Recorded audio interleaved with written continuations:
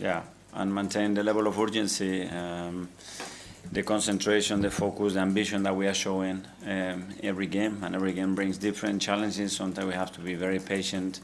Some of the times we have to have a different approach. And the game against Burnley is going to be really tough. They are extremely well coached. I know it's called really well what is done with the club and with this team. It's formidable. And when you look at all the games, and I see 5 of those, the last games that they played, very, very tough team to beat. They are one of the 3 promoted teams. In the last 2 seasons, all 3 promoted teams have gone down. Currently, none of those 3 promoted teams are in the relegation zone. Can you put into context how competitive this particular Premier League is? Well, more than ever, I think the level is increasing year after year. Better structure, better organization, better decision making from clubs, managers, better players. So it tells you the difficulty of that. And when I look against big teams, the way they have behaved and how they have earned points or lose points, it's for very small margins, and that's the reality in this league. You've said before that you've loved every minute of being manager at Arsenal. Mm-hmm. I guess even win, lose or draw, you said that you loved it. Is picking this team currently fast becoming the worst part of your job? No, I cannot say that. It is the worst part in terms of the decision we set some players when you don't allow them to play, which is the hardest part in our job. But they acknowledge that as well, and at the end it's like when they make decisions, some good, some bad. I'm not judging every decision that they make. We cannot do that. So the other way around, this cannot happen. So at the moment we are dealing with it in a really positive way, and you can see the consequences to that in the impact that every player that is not playing is having, and when they have to play, the way they are performing. And you only do that with good preparation and good mental state. How do you manage that disappointment though? Because it's human nature for players to say, I should be playing, I deserve to play, but sometimes you have to tell them, actually, you're not going to be in the team today. Well, it's an education that you get since you are young and you decide to play football. You know that there's 11 players playing and then another 10 or 12 that they're not going to start the game. Doesn't mean they're not going to be important for the team. So hopefully that's an education that all of us got with the right coaches very early in our careers. If I have to do that right now, obviously it will be difficult. And just try to do it, with an open heart, understanding that you care about them and you want the best, and they will have their moments. And then, try to be as fair as possible when you see certain behaviors and that willingness to play, give them obviously the opportunity to play. Final one for me, Mikel. It's often said a team reflects their manager. When I'm watching Arsenal now, they look calm and controlled. Mm-hmm. When I'm watching you on the sidelines, you seem to be calm and controlled. Yeah, sometimes more than others, yeah. Are you? And I remember you were talking just before the Atletico Madrid game that you've been working on that side of it.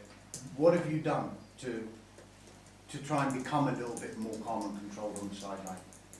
I think it's the years. I think the trust and confidence that you have in the team as well, in the work that you do.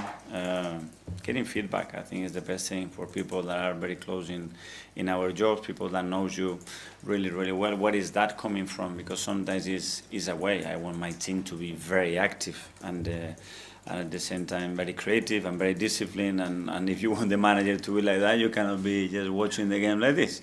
So as well, it's something that is the way I am, is the way I live the game, and I want the players as well to live the game constantly with that body language, and from there, you can always improve. Thank you. Anita, Morning, Hi. Mikel.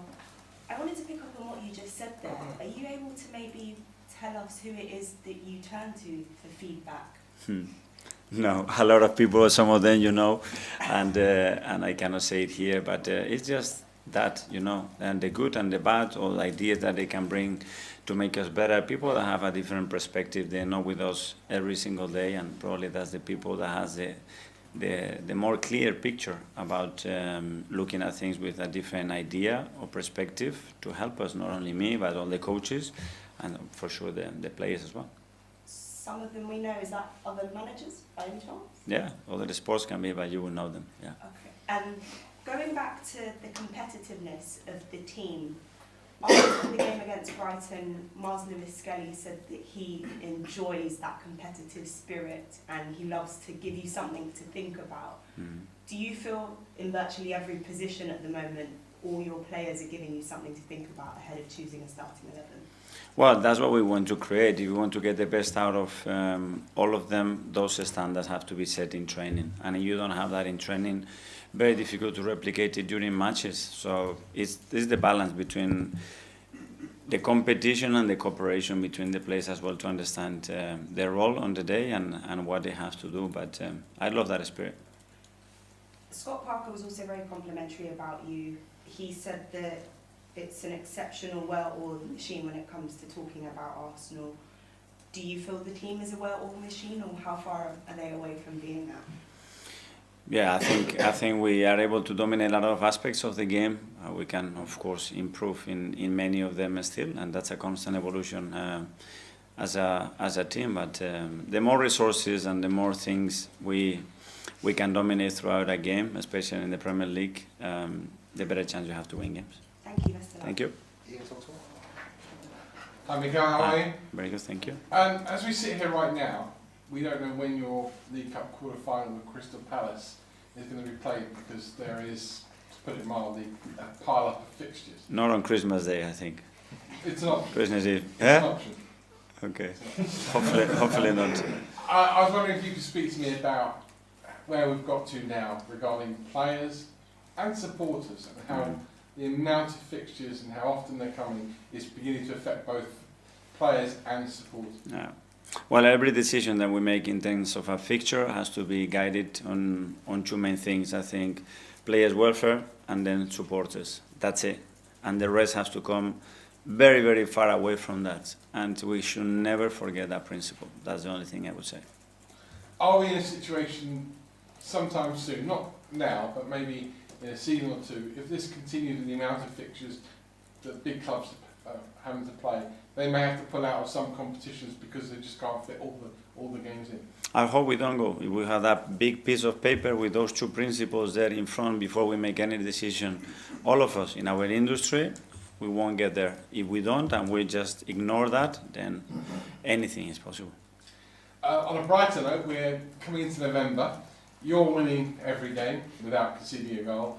Other teams are inconsistent, let's put it that way, likes of Man City, likes of Liverpool. In terms of that, is this the perfect opportunity now for you and Arsenal to go and achieve what you want to? It's a big opportunity what we have ahead of us, but we have to continue with that level of consistency, and we know how difficult that is. And tomorrow is going to be an extremely tough match for us, and we're going to have to again hit those performance levels to end the game.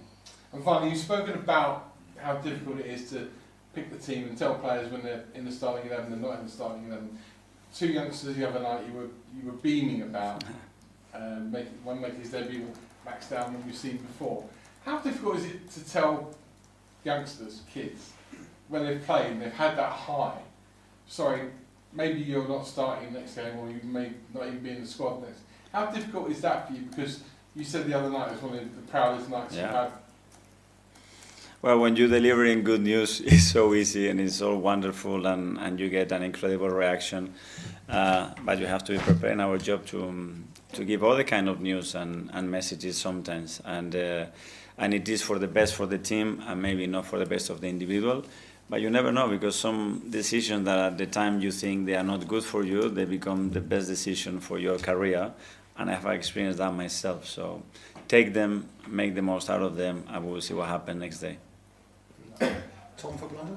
Hi Mikel. Hi. Miles spoke to some of our colleagues on Wednesday and he used the word "our house" to describe the Emirates. I'm curious, is that something that you've kind of instilled culturally, or has that organically come from the players, that tag of the Emirates being our house? That's the way I feel it, hopefully the way they feel it as well. But to use that language, you really have to feel it. You have to feel that when you get there, your energy level, your desire to defend your house, to threaten anybody that comes very close to that, it has to be your mindset. And if the players feeling that and our supporters feel that, I think we're going to be stronger. And when you now go away, as you do on Saturday, how does that messaging change, being in enemy territory, for instance? How does that change the wording, if you like, of what goes from our house to their house? Yeah, we go to a different territory. Obviously, we use a different language to that. But yeah, at the end, the purpose and what we want to achieve in the game is very similar, but the context changes because we are in a different situation. Simon, Standard? Mikel, just on the calendar and the fixture issues, Rodri last season spoke quite passionately about players feeling they're at the point where they might have to strike to get their voices heard.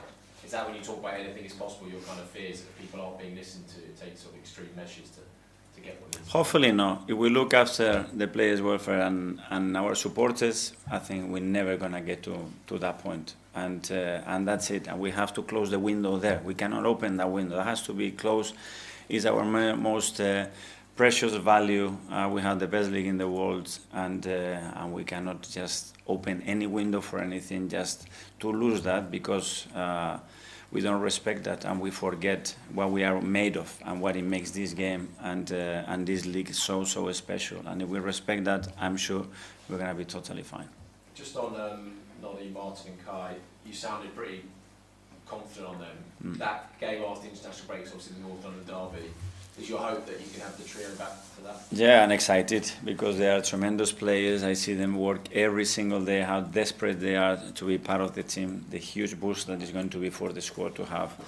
And those players, again, available after such a long time. So really happy that I think it's going to be very soon. Claims Athletic?